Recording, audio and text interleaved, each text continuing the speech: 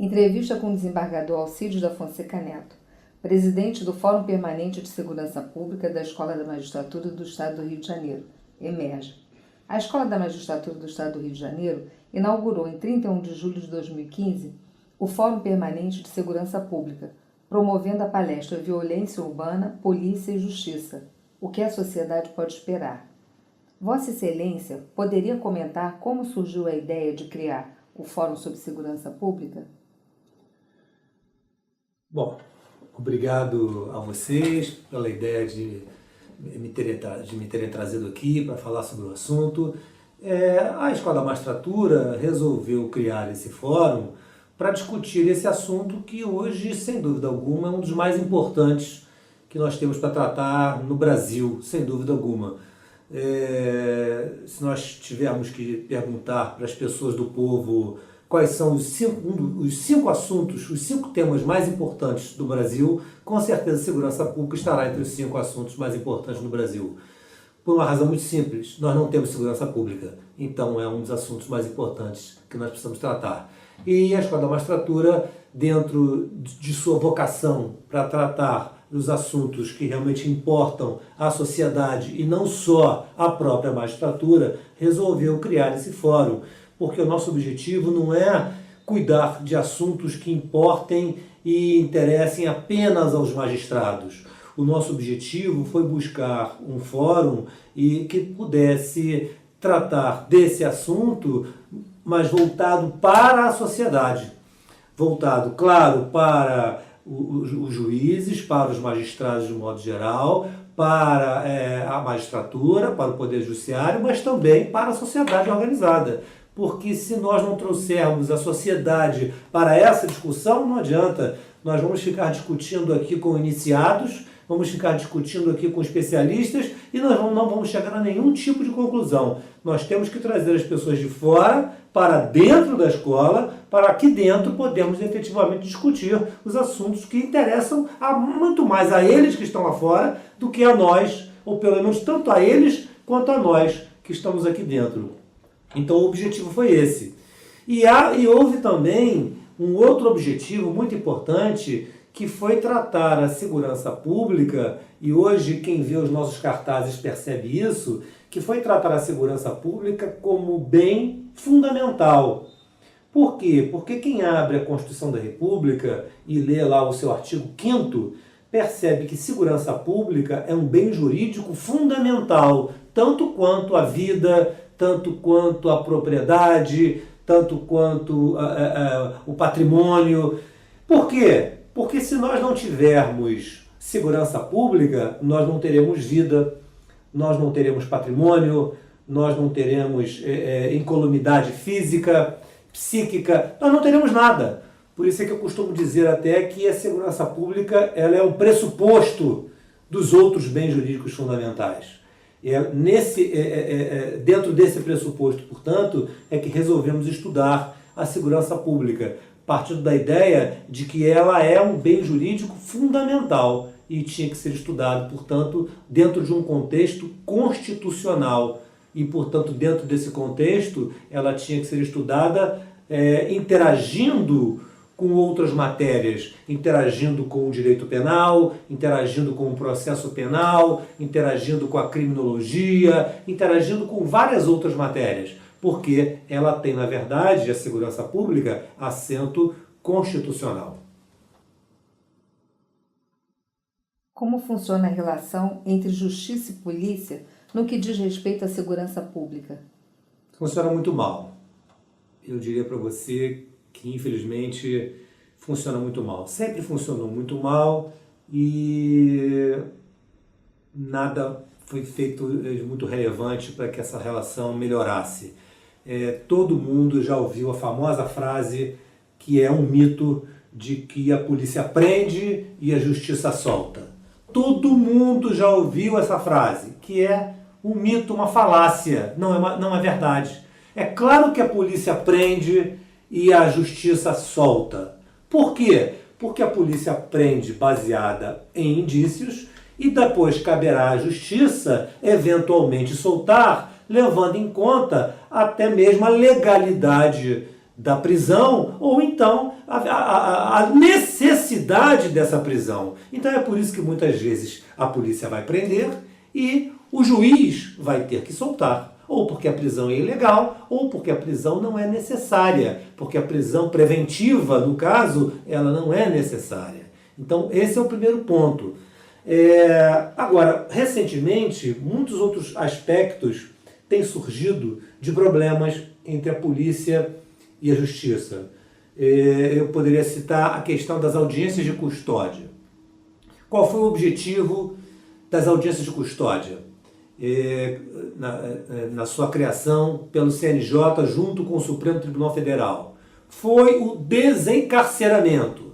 Foi evitar que nós ficássemos nesse país com um número gigantesco de prisões provisórias, de pessoas presas, encarceradas, temporariamente, provisoriamente, sem uma sentença, ainda que de primeiro grau. Então o objetivo foi verificar se não seria o caso de se cumprir, inclusive, o Pacto de São José da Costa Rica, que fala que é preciso verificar que aquele que seja preso seja em tempo razoável encaminhado a um juiz. Então se resolveu, efetivamente, que era necessário se criar essas audiências de custódia. E, efetivamente, eu não sei de cabeça, embora isso possa ser facilmente para quem quiser, basta acessar a página do CNJ e os dados sobre isso no Brasil inteiro são facilmente verificados, não há nenhum segredo sobre isso, mas inclusive aqui do Rio de Janeiro, mas sobre o Rio de Janeiro eu posso dizer para vocês, só nesse ano mais de 60% dos flagrantes caíram. Então no momento em que mais de 60% dos flagrantes caíram, surge um problema entre polícia e justiça, porque o delegado vai dizer, poxa, eu prendo, e o juiz solta. Mas se o juiz está soltando e o Ministério Público não está recorrendo dessa soltura, a culpa não é do juiz que está sendo libertário demais e progressista demais. Vocês vão de convir nisso, porque o juiz está soltando, mas ao lado deles tem um promotor de justiça. E se ele, juiz, solta e o Ministério Público não recorre, é sinal de que está soltando com alguma razão.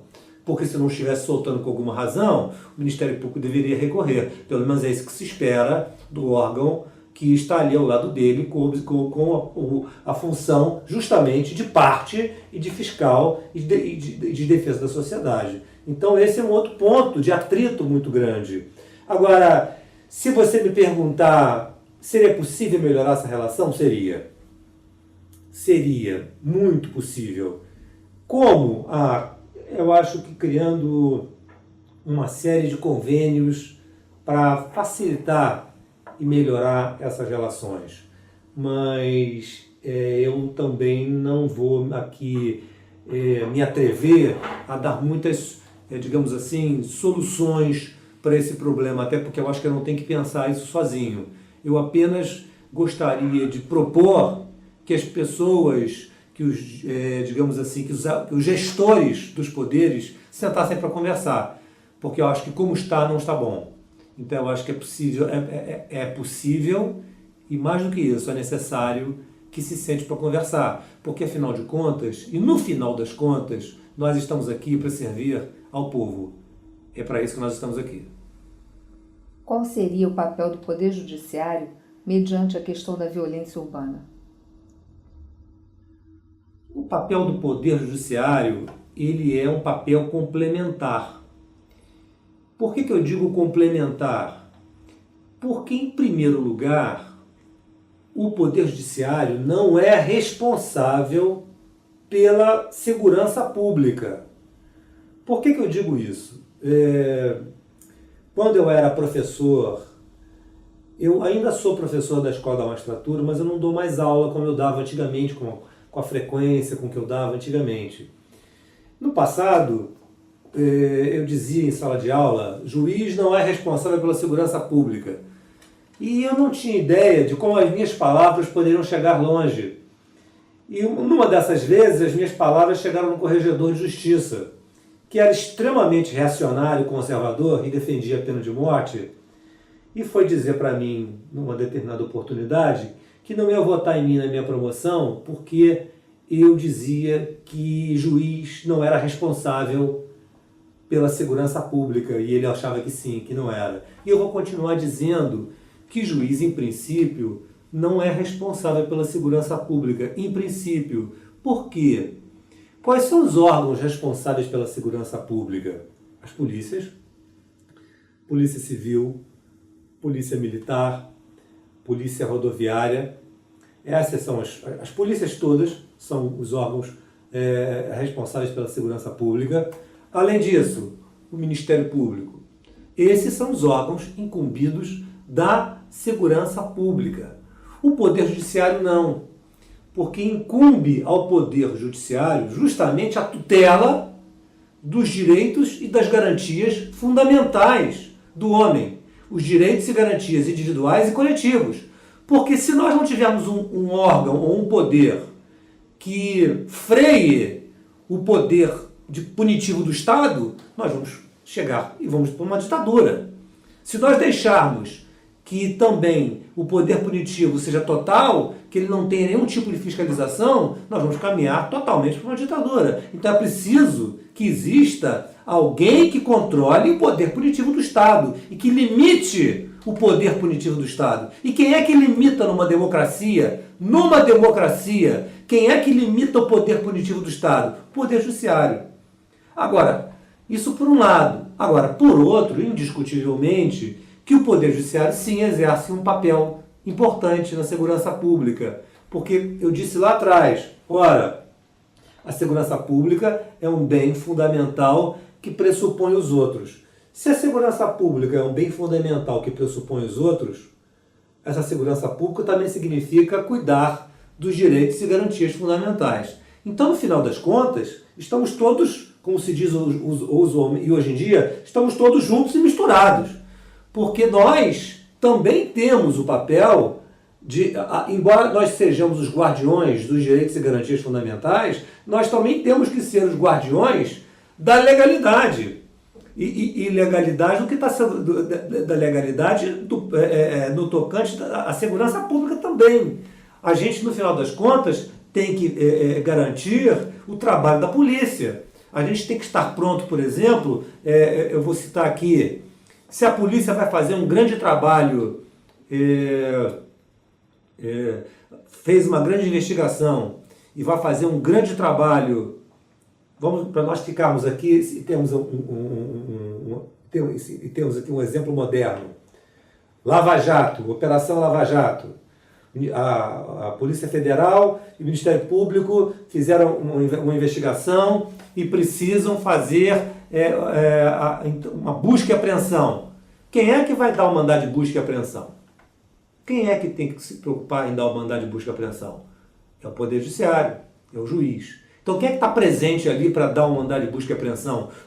Atuando quase que juntamente com eles? É o juiz. Então nesse aspecto, o juiz efetivamente tem uma responsabilidade também no tocante à segurança pública. Excelência, o Disque Denúncia como instrumento de defesa da sociedade contra a violência já foi tema de uma reunião do Fórum. Que outros canais podem facilitar o contato da população nesse sentido? Eu acho que nós temos evoluído muito nesse aspecto de canais. Por quê? Porque a sociedade vem se organizando. Nós temos aqui no Rio de Janeiro, eu também não tenho dados de outros estados, mas nós temos aqui no Rio de Janeiro alguns movimentos, como por exemplo o movimento Vem Pra Rua, que tem se organizado para uma série para uma série de reivindicações que não vou mencionar, para não dizer que eu estou falando de questões políticas, mas tem se movimentado por uma série de questões. Então eu sinto que há grupos da sociedade que têm se organizado para fazer certas reivindicações, e esses grupos, a partir do momento que eles sentiram que o que eles fizeram teve efeito, eles mais ou menos que passaram a ter uma certa permanência. Ainda mantendo e citando a questão da Lava Jato, veja, por exemplo, a questão das 10 medidas anticorrupção. Como é que as 10 medidas anticorrupção foram para frente? A Procuradoria da República através do procurador Deltan, que é o responsável, que é o coordenador, eles apresentaram as 10 medidas. Mas as 10 medidas só conseguiram se transformar em 10 medidas quando houve o abaixo-assinado. Então, só quando a sociedade organizada transformou aquilo em abaixo-assinado em 3,5 milhões, se eu não me engano, de assinaturas, e levou aquilo para o Congresso Nacional, é que as 10 medidas ganharam o peso de 10 medidas.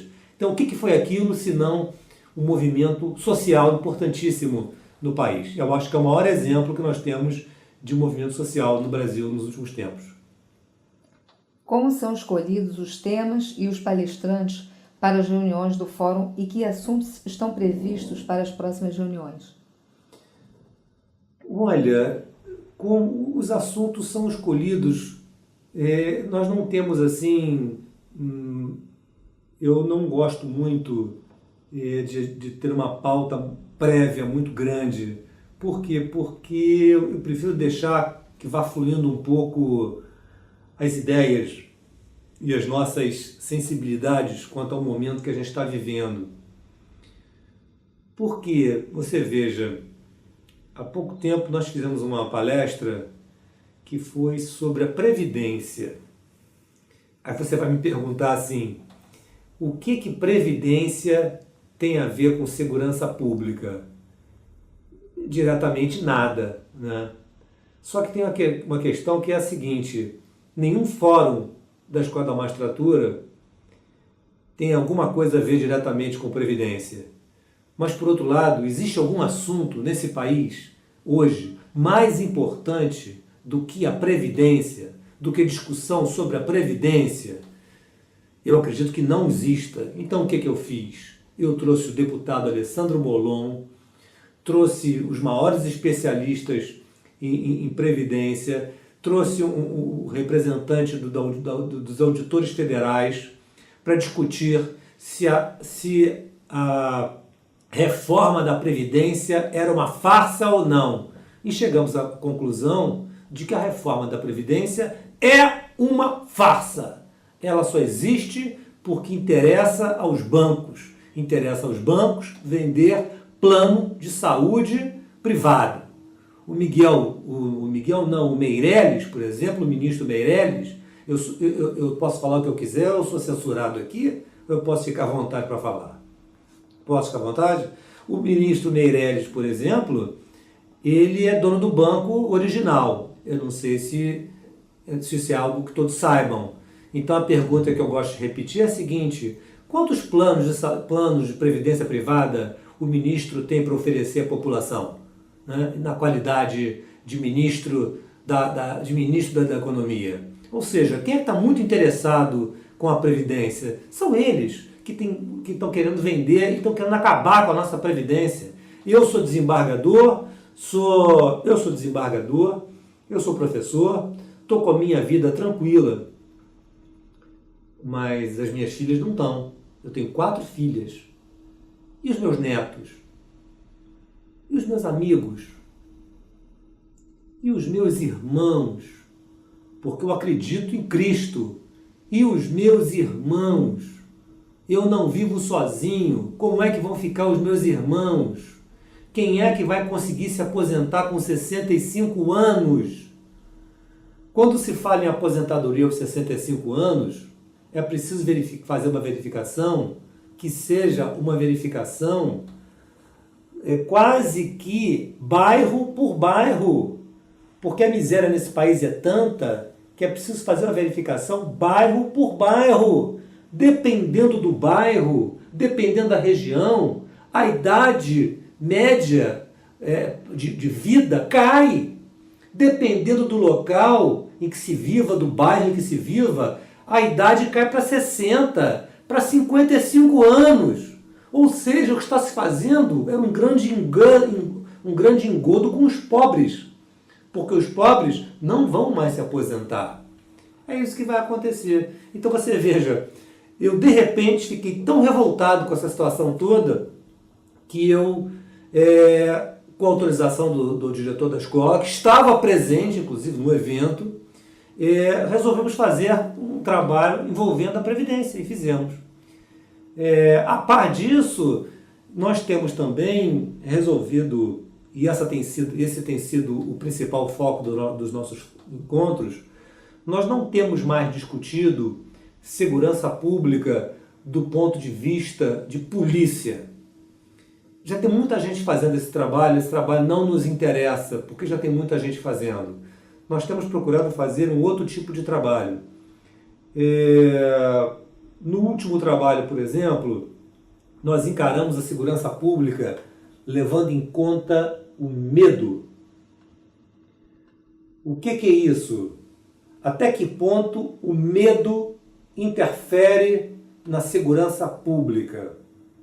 Até que ponto o medo interfere nas políticas públicas de segurança pública?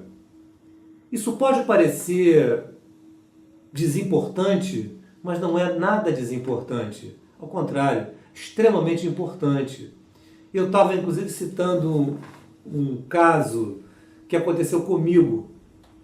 Eu estava, um tempo atrás, saindo da minha academia de ginástica, no bairro do Leblon, e quando, subitamente, do outro lado da rua, 5 adolescentes passaram correndo.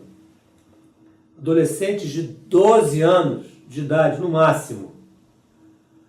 De repente, as pessoas todas que estavam comigo na rua ficaram desesperadas, recuaram e foram para dentro das lojas.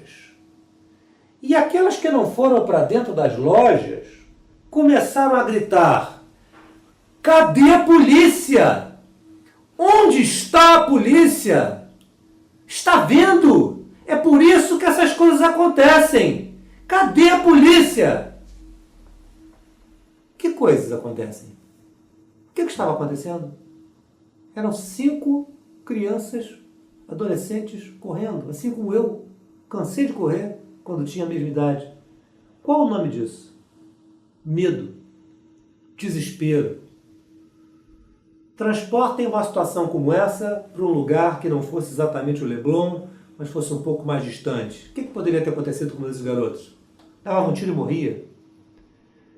É esse tipo de medo que está nos corações e mentes das pessoas e que acaba levando-as a atos, muitas vezes, desesperados.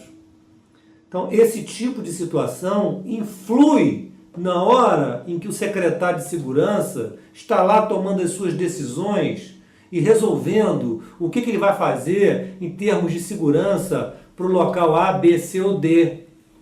Então, isso precisa ser investigado, isso precisa ser examinado, isso não pode ser simplesmente desconsiderado.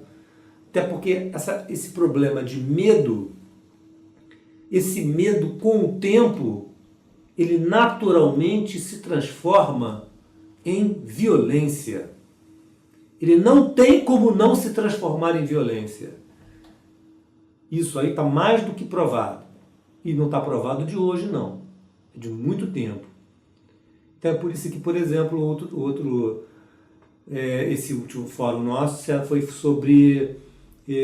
sobre o medo. E já posso adiantar para você que o nosso próximo encontro, nem sei se será o próximo, porque nesse ínterim pode ser que eu consiga uma coisa bacana ainda, mas se apenas acontecer o que está previsto, em agosto nós falaremos sobre algo que tem despertado o meu interesse bastante, que é algo parecido, mas que não é igual, que é o problema do discurso do ódio.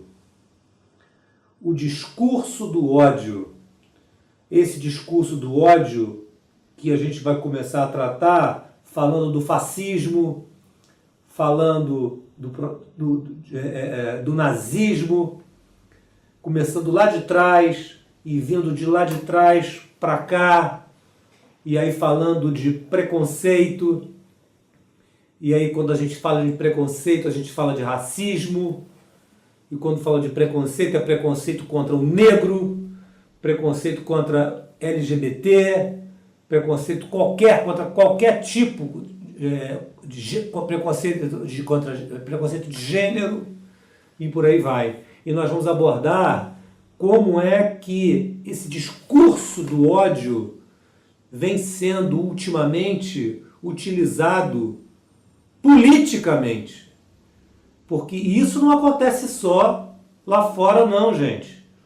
Quem acompanha, por exemplo, a política europeia e tem acompanhado, por exemplo, acompanhou recentemente as eleições na França, viu como foi o desempenho do partido radical francês, que quase ganhou as eleições. E agora nós temos a eleição que ainda vai acontecer esse ano na Alemanha, em que o partido radical de direita alemão também está forte.